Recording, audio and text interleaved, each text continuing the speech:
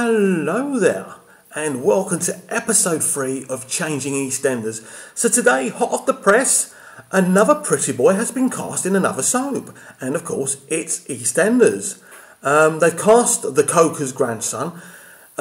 Basically, same old, young actor.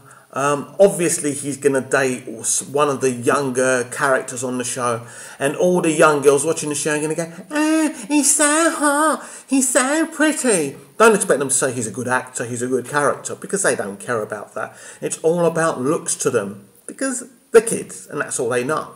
And they don't care about anything, who's dating who, blah, blah, blah, blah, blah. But to us more intelligent people, more mature people, we want more than that. Now, I would suggest really anyone who wants more than that not to particularly watch the soaps. I've stopped watching them. I can't be bothered anymore because it's insult after insult after insult, really.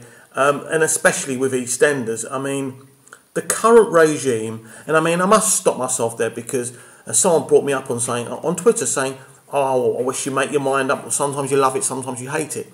If something's good, I'm going to say it's good. If I don't like something, I'm going to say I don't like it. But I don't say I don't like something for the sake of it. I don't want Eastenders to be rubbish so I can do a video. I wish Eastenders was the Eastenders of 85 to mid-90s. But it's not. And it's never going to be. Not because of Dominic Treadwell-Collins. Not because of Lorraine Newman. Not because of Brian Kirkwood, who's doing a wonderful job over on Hollyoaks. Because of the BBC. Their mentality has been to go young and skin deep. Now, if you follow BBC EastEnders either on Facebook or on Twitter, you'll read their posts. They're very juvenile. They're very all about the humour, and not, it's not about having something that's kind of informs all EastEnders fans, because EastEnders is watched by young and old. That's the fact. But they're not catering to the kind of viewer my age, or for my intellect, or for your intellect. They're just interested, like everyone in TV and everyone in media and everyone in business, about the younger folk, because they think they've got disposable incomes and that's who we're going to go for. But they're wrong. If I ran a shop and I only sold a can of Coke to a teenage girl or a teenage boy because they were young, and they had a disposable income, I would be a bloody moron. If I chucked an elderly person out and said, you can't shop in here, you're not young enough, it would be pathetic, wouldn't it? But that is the attitude that we have now.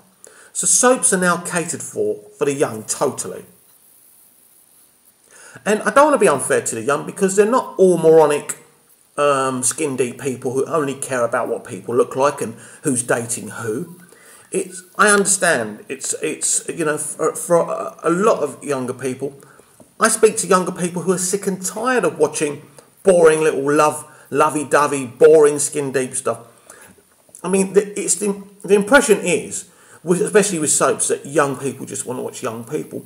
Actually, the feedback I get is that they don't want to watch themselves. They don't find themselves particularly that interesting. They know what they want. But it's also stereotyping people as young people, as old people. Oh, they're young. Oh, a teenager's going to be a rebel. A teenager's going to want to have sex. A teenager's going to want to smoke drugs. A teenager's going to want to do this.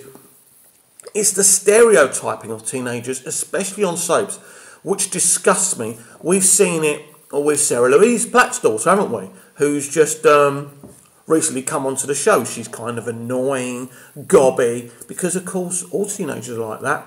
We know that, you know, and I know that's not true. But the representation of teenagers is so disgraceful, so disgusting, and the way they sexualise them, especially the girls, is a disgrace. They talk about strong female roles. Well, I don't see many strong female roles in today's soaps. I mean, you've got Chaz on Emmerdale.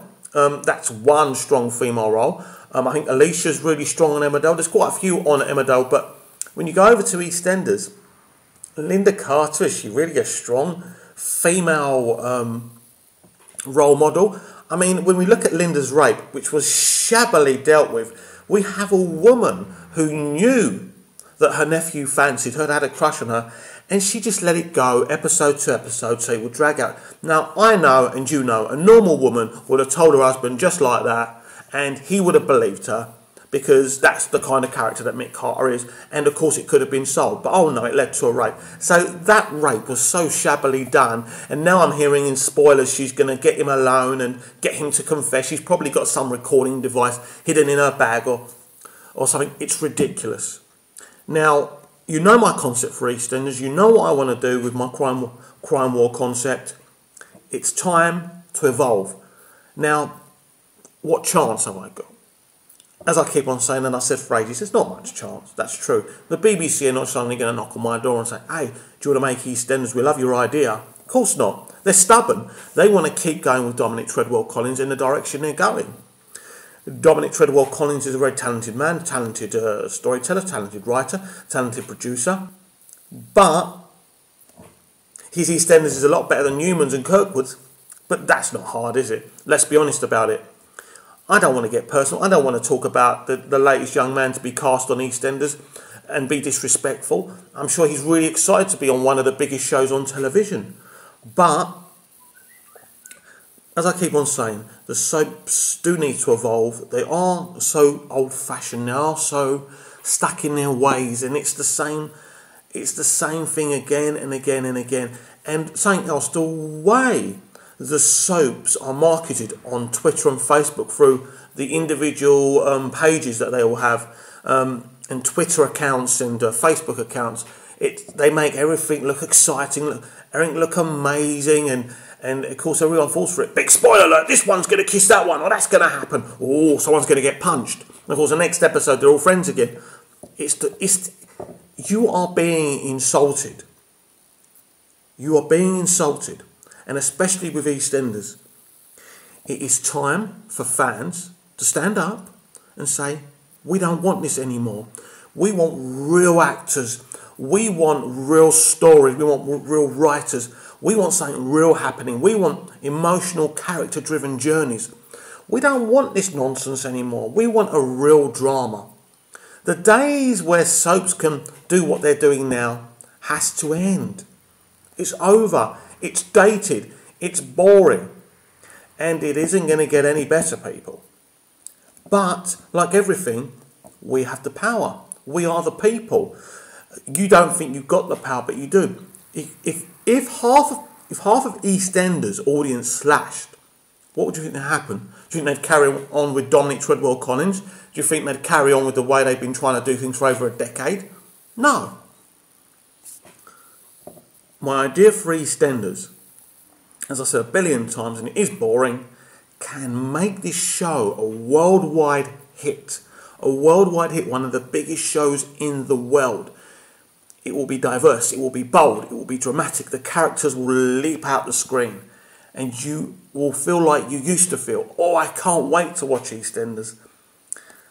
How many people genuinely feel they can't wait to watch EastEnders? Let's be honest now, people. Let's not pretend. Let's not pretend everything's in the garden's rosy, because everything in the EastEnders garden hasn't been rosy for quite a long time. EastEnders Live was good. It was a great anniversary, but that's not enough. We've seen the botch-up job of the Linda rape. They said how they did researched rape victims and all this. Well, from what I saw, they researched nothing. It was so bad. And Kelly Bright is a wonderful actress. I've seen her do other things. She's brilliant. So it's not about Kelly Bright. It's not about the actors, not some of them. But when you get decisions like Bonnie Langford being cast as Cush's mother, you know, Denise Van Houten, who couldn't... I'm sorry, Denise, and I don't want to hurt your feelings if you see this, which you won't care what I think anyway. A lady like Denise Van Houten that cannot act. Her performance in that episode was a disgrace. It was cardboard. It wasn't good. They knew her ability before they cast her, but they wanted to cast names. It's not longevity. It's just short term. Get the ratings in. Get people watching for that episode. Then think of some other kind of thing to get people excited for one episode. That's not how you do stories. That's not how you create a franchise. That's not how you create interest. You create these, you have this long-running soap called EastEnders. You create something amazing, like my Crime War idea.